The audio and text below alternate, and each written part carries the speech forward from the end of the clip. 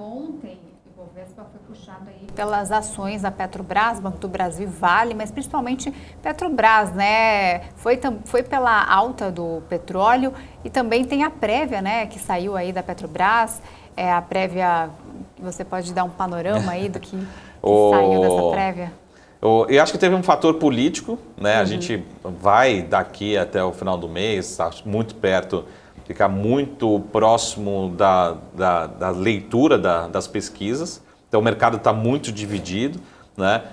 E a gente sabe sim que algumas ações elas tendem a performar melhor de acordo com as pesquisas, de acordo com a possibilidade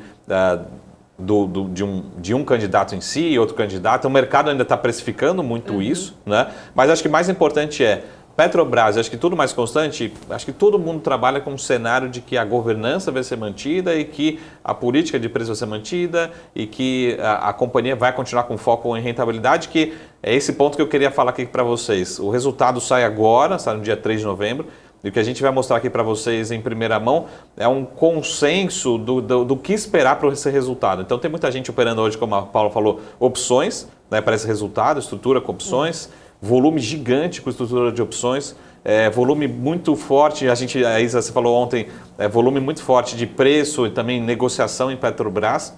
E aqui a gente vai apresentar em primeira mão o que esperar para os resultados que vão sair no dia 3 de novembro. Então, a gente tem muito tempo para tomar uma decisão até lá, e até lá a gente já vai ter realmente uma definição na política.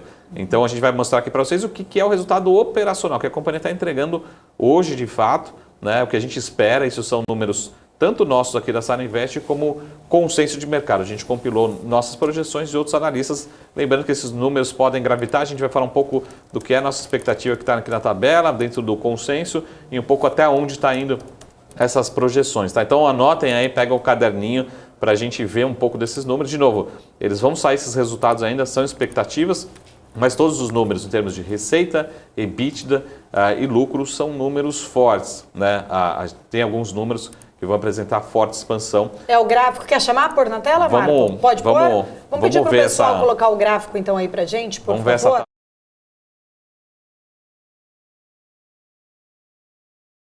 A gente tem, basicamente, as expectativas, tanto nossa como consenso de mercado, em relação à projeção de receita, lucro e EBITDA. Então, se você não for pegar um caderninho, dá um print nessa tela, né?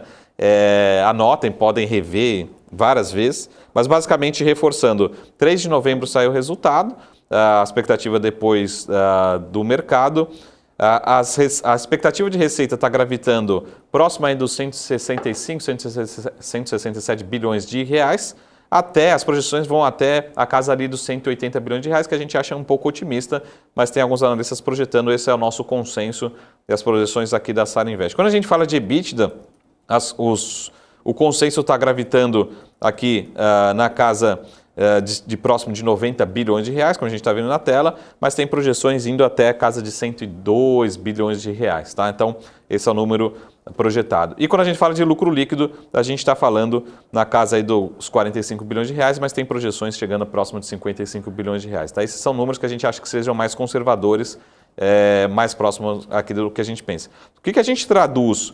Mais importante é que a receita líquida ela deve ter uma expansão superior a 45%, que a gente compara em relação ao ano passado, e deve ter uma expansão no EBITDA superior a 60%. Então é o que a gente chama de alavancagem operacional. Então os números vêm fortes, né? Deve ser surpreendido positivamente. De novo, esse é um consenso que acho que está relativamente conservador, mas tem uma chance muito grande de rondar nesses números. De novo, expansão de receita da ordem de 45%, né?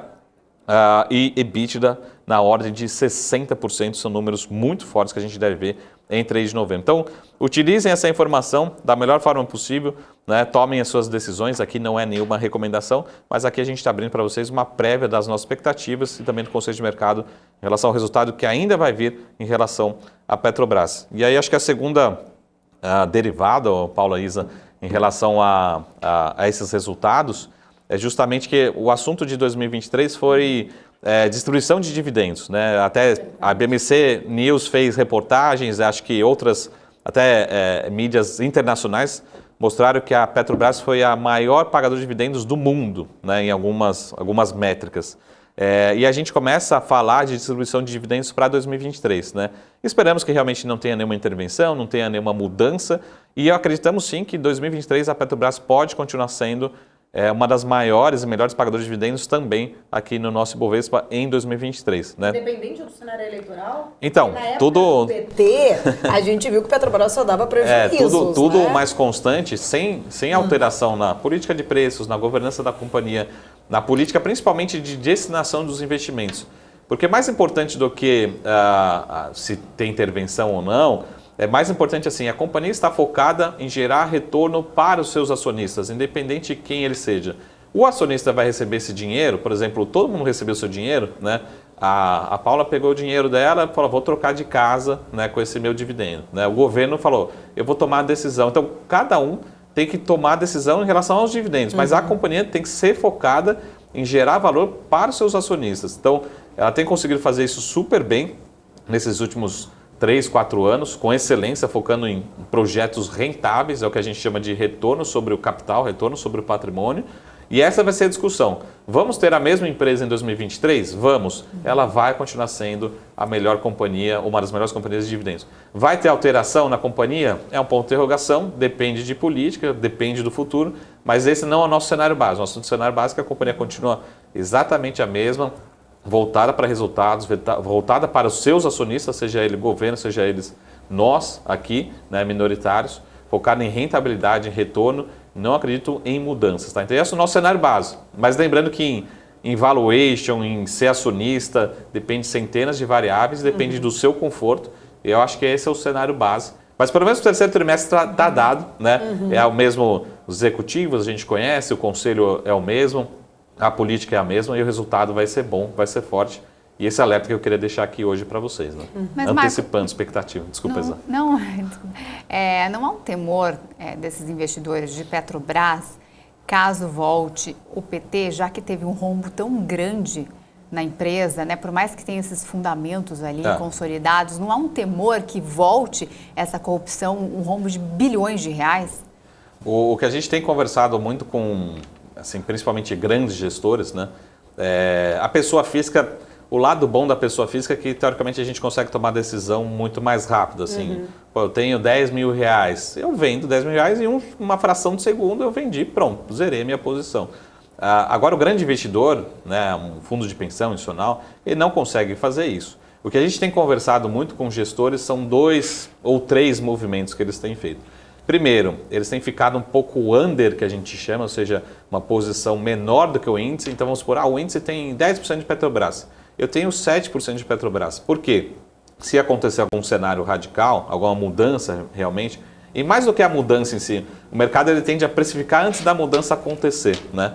Então, já tem gestores com uma posição menor do que está no índice para não correr tanto esse risco de mercado.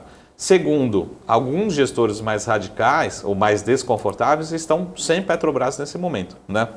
E o terceiro, a gente está vendo muita estrutura com opções, né?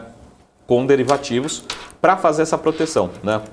Então, são travas realmente para você não ter essa volatilidade e não ter essa exposição. Eu concordo com você que, de um lado, a gente teve aumento dessa preocupação, né? Aumento dessa probabilidade, aumento dessa possibilidade, mas, ao mesmo tempo, do primeiro turno que a gente viu, muita gente também foi pega de surpresa. Muita gente não esperava o resultado na Câmara, pelo menos, principalmente, né, no Senado, e as ações reagiram positivamente ali na segunda e terça-feira, principalmente. Então, muita gente estava ali com uma estrutura de put ou esperando uma queda mais forte, o que acabou não acontecendo na primeira semana ali depois do primeiro turno. Então, o gestor ainda por hora, pelo menos que a gente tem falado, tem tomado uma postura um pouco mais conservadora em relação ao Petrobras. A gente recebeu alguns relatórios de bancos gringos, né, bancos estrangeiros, alertando seus investidores, são investidores institucionais gringos estrangeiros, olhando para o Brasil, falando simplesmente a palavra que a gente escutou, né, wait and see, né, ou seja, vamos esperar do lado de fora e ver o que acontece. Esse foi o recado que alguns bancos estrangeiros passaram para os seus institucionais recentemente em relatórios. Né? Então essa leitura realmente de maior conservadorismo e esperar realmente uma decisão para o segundo turno para tomar uma decisão. E o que a gente tem visto que tem sido consenso é uma redução da posição, né, para realmente tomar uma decisão um pouco mais de médio e longo prazo. Então, o consenso é, estamos com uma posição menor nesse momento, ou até mesmo zerado, né, esperando talvez uma decisão no segundo turno, depois a gente volta realmente ou aumentar a posição ou utilizar nossas travas aí com opções, enfim, esse cenário. Mas é um consenso sim, Isa. Todo mundo já está com um posicionamento um pouco mais conservador, até para não correr. Existe, acho que o mercado financeiro também tende a aprender, né, com a volatilidade, os erros do passado, né, de fazer como é que eu consigo me proteger caso realmente aconteça de novo, né? Então, existe esse consenso sim nesse momento.